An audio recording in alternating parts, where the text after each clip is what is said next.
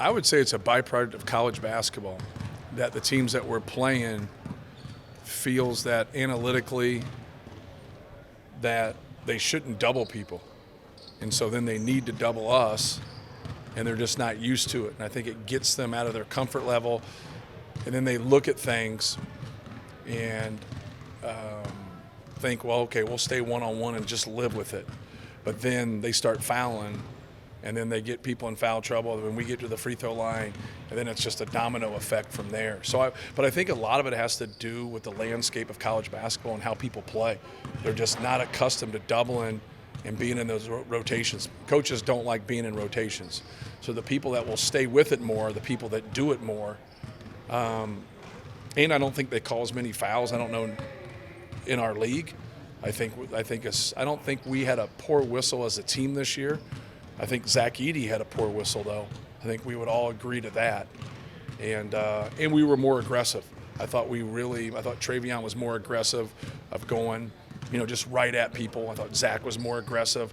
So I think it's just a combination of all those facts. Is that something that needs to continue to happen for you guys? Sure. If we can get that many free throws, that would be great.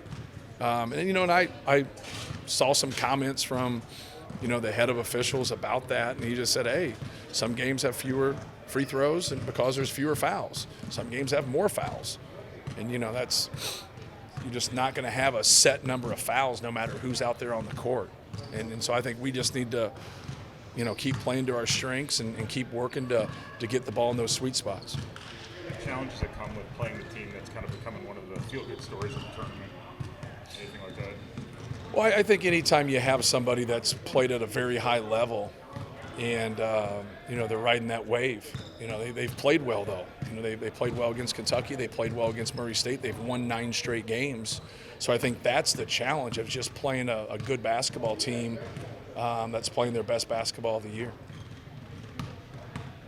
Have you seen anything in Sasha the last couple of games that maybe can turn things around for him? Well, I think he's played well. He hasn't shot well, but I think he's played well. He's done some good things for us, and he's just got to stay with it. Just keep taking good shots and taking the ones that are there. And he's not forcing things. He's taking what's come his way, and he just he hasn't got as many looks, but he's still the ones he's gotten have been pretty good looks.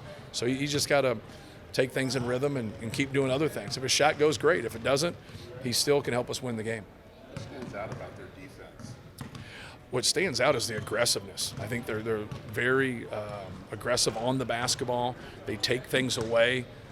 They try to knock you out in the post, but they have interchangeable parts. So they have a lot of those kind of hybrid forwards that can play the 3 and the 4 that are long, that'll block your shot, that'll contest high, and they're just all over the place.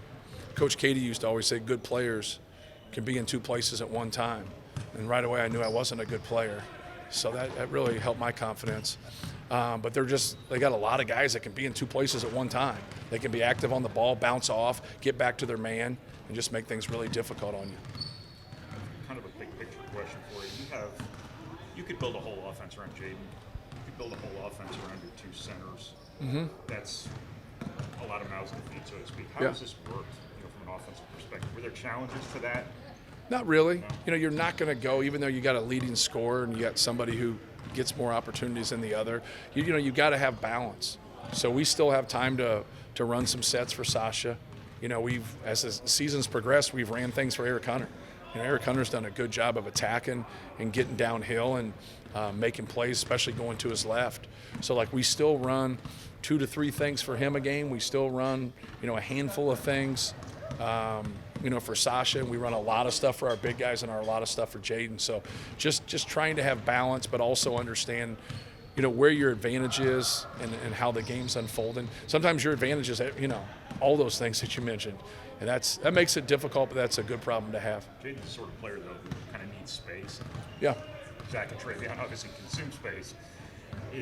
Has he had to learn in any way to kind of best put his skills to use around that sort of? No, he's just had to learn to take what the defense gives him. Just attack people in space, really look to be aggressive. But once people overdo it and they shrink the court on him, get the ball out of his hands, I think he's done a really good job at that in the NCAA tournament.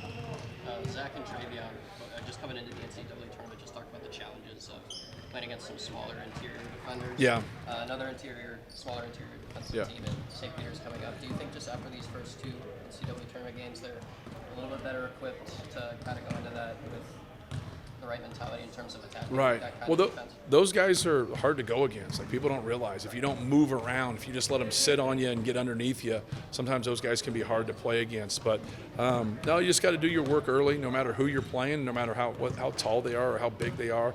You just got to keep working for your position, and then take what they give you.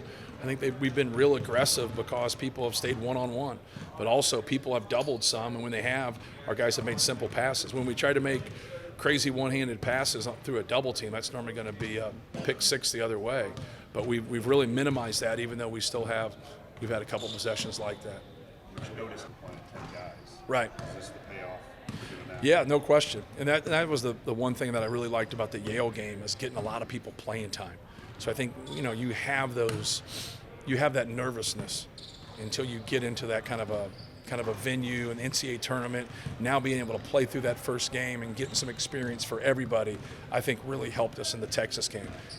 Caleb makes a big three in that game. And so, we talked about Ethan, Brandon had got in and played. And so, that's what you need. You need some guys that feel comfortable out there, playing and competing. But you also have a lot of different ways to go. You get into foul trouble, something crazy happens. You've got guys that have been in games that play in the NCAA tournament that you feel good about.